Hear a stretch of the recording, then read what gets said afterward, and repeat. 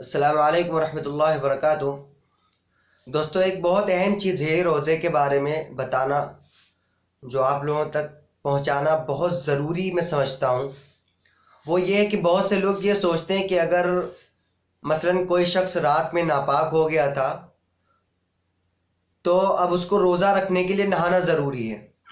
حالانکہ ایسا نہیں ہے، روزے کا پاکی سے کوئی تعلق نہیں ہے۔ ٹھیک ہے، اگر آپ رات میں آپ نے بیوی سے صحبت کی، اب آپ ناپاک ہو گئے، آپ کو غسل کی ضرورت ہے، لیکن سحری کا وقت ختم ہو رہا ہے، تو آپ سحری کھائیں اور اسی حالت میں روزے کی نیت کر لیں اور غسل نہ کریں، تب بھی روزہ ہو جائے گا۔ روزے میں کوئی کراہت نہیں ہے، روزہ ہو جائے گا۔ البتہ جب آپ فجر کی نماز پڑھنی ہے تو فجر کی نماز سے پہلے آپ غسل کر لیں اور فجر کی نماز پڑھیں، اس میں کوئی دقت نہیں ہے۔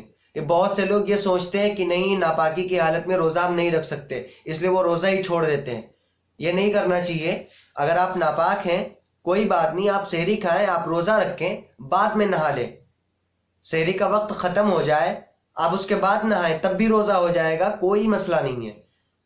تو کسی بھی چیز کو اپنے آپ ڈیسائیڈ کرنے سے پہلے آپ علماء سے رجوع کیا کریں۔ یوں اپنے آپ جو ہے کوئی مسئلہ جو ہے اپنے آپ سالو نہ کیا کریں۔ جس چیز کا علم صحیح سے نہ ہو وہ ہمیں دوسروں سے معلوم کر لینا چاہیے۔ اپنے آپ کسی کو علامہ نہیں بننا چاہیے، بہت ضروری چیز ہے۔ آپ تھوڑی سی مسٹیک کی وجہ سے آپ پورا روزہ برباد کر دیتے ہیں، چھوڑ دیتے ہیں۔ تو آئندہ خیال رکھیں اس چیز کا، جس چیز کے بارے میں آپ کو شک ہو، نالج نہ ہو، تو وہ آپ علماء سے رجوع کریں، اس کے بارے میں معلوم کریں۔